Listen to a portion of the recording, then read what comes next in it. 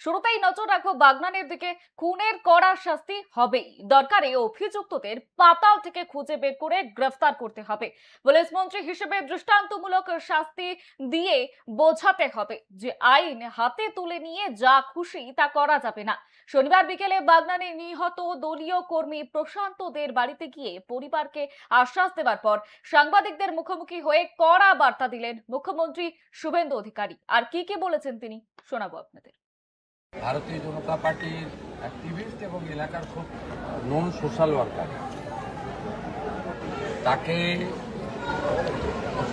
সহ একাধিক ব্যক্তিকে অত্যন্ত নিষ্ঠুরভাবে এবং প্রাণঘাতী অস্ত্র দিয়ে আঘাত করা হয়।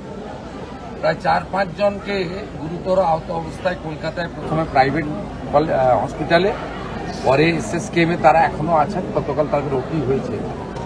রাজ্য সরকারের বিশেষ নজরদারিতে তাদের চিকিৎসা হচ্ছে। আর প্রশান্তকে বাঁচানো যায়নি, লস অফ লাইফ হয়েছে। আমি প্রথম দিন থেকে এই বিষয়টা নজর রেখেছিলাম। জেলার পুলিশ সুপারের সঙ্গে, ডিজিপির সঙ্গে আমার কথা হয়েছিল। পরে আমি হোম সেক্রেটারিকে নির্দেশ দিয়েছিলাম মামলাটা যাতে সিআইডি নেয়। সিআইডি মামলাটা নিয়েছে 21 তারিখে। আজকে আমি ওনার বাড়িতে এসেছিলাম সহানুভূতি, সমবেদনা এবং এই দুঃখজনক ঘৃণ্য ঘটনার প্রতিবাদ করতে। বাড়ির লোকেদের সঙ্গে আমার কথা হয়েছে। হাজার হাজার গ্রামবাসীরা প্রশান্ত দে একটি পরোপকারী, এলাকার মানুষের ভালো মন্দ যুক্ত ছিলেন, সব কথা বলেছেন। আমি এখানে সিআইডি এবং আমাদের এই জোনের যিনি আইজি আছেন তিনি ছিলেন, এবং ডিআইজি, এসপি, জেলা শাসক সবাই ছিলেন।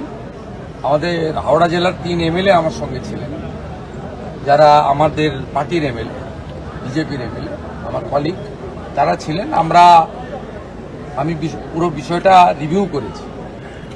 আমাকে পুলিশ সিআইডি অ্যাডমিনিস্ট্রেশন, পুলিশ অ্যাডমিনিস্ট্রেশনের পক্ষ থেকে বলা হয়েছে মোট 51 জনের নামে এফআইআর হয়েছে, 10 জন এখন অব্দি অ্যারেস্ট হয়েছে।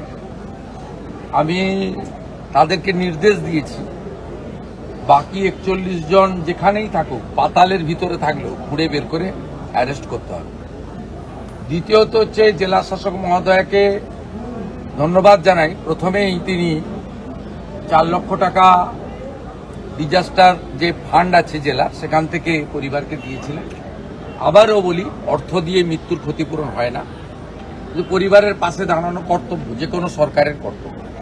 আজকে আমি সিএম রিলিফ ফান্ড থেকে আরো 5 লাখ টাকা দিলাম, এবং ওনার যে মেয়ে রয়েছে, বড় মেয়ে 22 বছর বয়স, তাকে আমরা একটি জব দিলাম আমাদের বিডিও অফিসে নিয়ম মেনে। কারণ সরকারি চাকরি, স্থায়ী চাকরি পরীক্ষা দিয়ে হয়। এখানে একটি কন্ট্রাকচুয়াল জব তার বাড়ির কাছে বিডিও অফিসে দেওয়া হয়েছে। নিশ্চয়ই আগামী দিনে তার ভবিষ্যৎ আমরা দেখব, আমাদের ক্ষমতার মধ্যে দেখব।